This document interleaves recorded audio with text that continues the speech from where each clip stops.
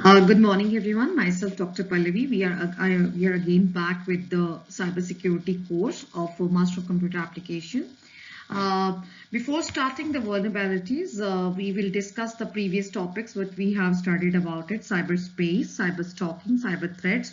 In that, we have discussed about that due to this pandemic situation, we all are working online day and night. Okay, students, I wanted to recall you that from last 8 months regularly you all are sharing your information online. You are doing shopping online. So many electronic business you are doing online. So and you, I hope you must be sometime you face certain threats also. Like if somebody will be asking you that this is the lottery you've been won, because regularly usage of the cyber, you are being active user online, it seems to, and the hacker or the malicious host can try to pretend, or the phishing pretending that you to whom you are trying to communicate, this is the correct person. You never know that the behind the system who is actually talking to you. Okay, guys. And now, as move on to the next module, I am sharing you with the authentication methods. Students, here we are going to discuss about the various authentication methods like biometric methods and like biological, psychological, lots of physiology also. So here I'm going to discuss about, if you think about the part of the biometric authentication, you always think that the biometric means that you are talking on the part of the fingerprints only. But sorry, this is not the same technology. Biometric authentication now been part of the fingerprints, eyes, face recognition. You all are using so good gadgets with you, and so on your mobile also you are having multiple patterns to open the passcodes, right? And face detection is also there for the authentication only, because password is maybe easily to feasible to crack easily, but whereas the biometric authentication refers to the security processes that verify a user's identity through unique biological traits such as retinas, eyes, iris, voices, your facial expressions, facial characteristics, lip print, lots of things we will discuss further. Students, the objective of this module and the topic is to introduce you the need for user authentication method. Why we require it, we should understand it. Summarize different types of user authentication and select suitable user authentication method for particular application which you are going to follow. Discuss the working of various authentication factors and authentication protocols. These are the major mottos to understand with the help of this topic. So the learning outcome after completion of all these topics, what you will actually be learning, that point out the need of user authentication, classify different user authentication methods, you will be able to understand, and you will be able to now comparison for the data for the analytics, that different user authentication methods, and analyze how you are going to be choose your best one, right? User authentication methods. Now there are various user authentication methods we jot down here. Introduction to user authentication, different user authentication methods, knowledge-based authentication, which is the oldest one, object-based authentication, biometric authentication, selection of an authentication method. Students, what do you mean by user authentication? You are a user, you are going to use your email IDs, you are going to put your username and the password in that, right? If you forget your password, what will you do? Your first action will be forget password. You will click on it and you will receive any OTP or verification code, something where you can easily make a new password or recall your old password, right, students? And you need to identify and differentiate a genuine user from illegitimate user.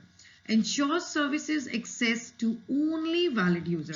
This is, we know that, because only if we are giving the access to the only authorized person, only then we are able to save our data.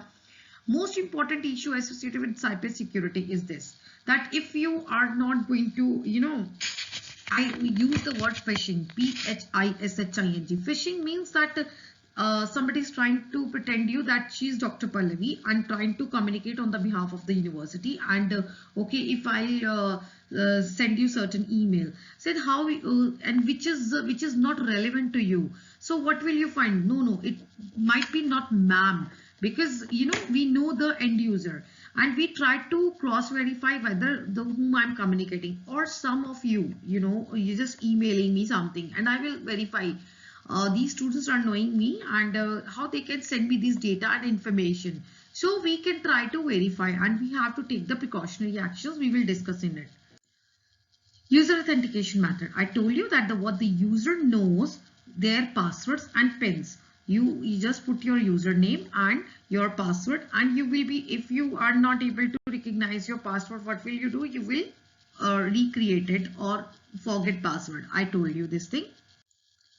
Students, what the user has, smart tokens. Like I forget my password, or if these days for the security of our email IDs. If I'm using my own system, which is familiar to me, I'm just putting username, password. I'm able to access on my system easily on my emails.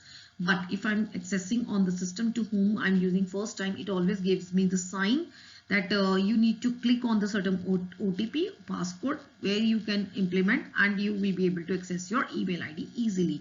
It is because of the security purpose only. What the user is or does, fingerprints, keyboard dynamics. How you are going to, certain time you are just going to call, you just putting the fingerprints and the patterns where you are just putting certain patterns on that. So keyboards, you are putting the passwords like that. Okay, these are the various parts. Now, classification of user authentication methods. Authentication approaches: what the user knows, what the user has, what the user is. So the approaches always says that being a user, you know what exactly, know knowledge-based authentication, has possession-based authentication, is biometric-based authentication. We will discuss on these approaches. Knowledge-based authentication. I hope with the image you are able to understand that we are talking about the part of the numerical passwords. Highly used authentication type and very familiar with each and every person. Either you are having Android or iOS system with you, or you are not having any of the OS and the oldest one, mobile. Even then you are able to use these kind of passwords. Passwords, passphrase, graphical passwords. Graphical passwords is the patterns you are going to use for this to authenticate and to open your system. Passwords are widely used, simple, inexpensive and portable, and easily to adapt by anyone whosoever is a computer savvy, or whosoever is not able to not be from the background of the computers. Easily cracked or hacked if used improperly. Yes. I'm sitting in a public transport and I'm just putting my pattern. Once a person who is sitting behind me, we don't know who is watching us, who is stalking us, in public. So what they will do, they'll snatch your phone and they can use easily. So it is easy to understand, and even the password. Even if you are typing something, the person who is in front of you, they will be able to recognize your password easily. So be careful, guys.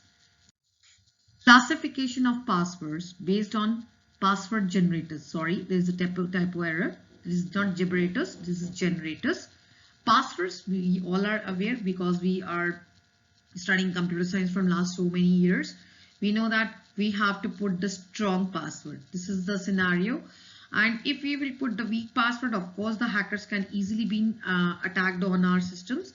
And if we will put the medium password, then somehow they put certain algorithms on that and they will be able to access it. And if you will, they will always force us to put a strong password, and where we are trying to save our system from the unauthorized users and attackers or malicious hosts. Students, this is a picture for the example for weak, medium and strong passwords. We always get this kind of images that if password is weak, this is completely red. They always says, no, you cannot use this password, please change it. If you are using the same password sometime, which you have used in earlier days, it is also been prompt to you that please change the password because you already been used this password. You cannot use this password again and again. So if it is medium, it is give you the alert again, orange, that you need to be update your password because it is very dicey and anybody can able to access it. Password is strong. Yes, if your password is strong, you will be able to protect yourself and from the unauthorized users. Challenges in password authentication. Yes, if I am talking to you and I'm typing certain, I'm using my emails in front of you. You know my username because everybody knows because I'm using the domain name of Galgotias. So you all are aware about my database. If I'm saying, if I'm typing in front of you the password, you will be able to recognize, oh, ma'am is typing this asterisk because you are computer savvy. You know that what are the keywords on the keyboards. They can be easily hacked or cracked. I hope you all are using so many hacker cracking techniques. They can be attacked by the following: guessing. I think many of you are trying to guess my iCloud password and the LMS because you wanted to, if you really wanted to cheat on me from your attendance. So you are trying to put my password scheme, ma'am, what you are using actually.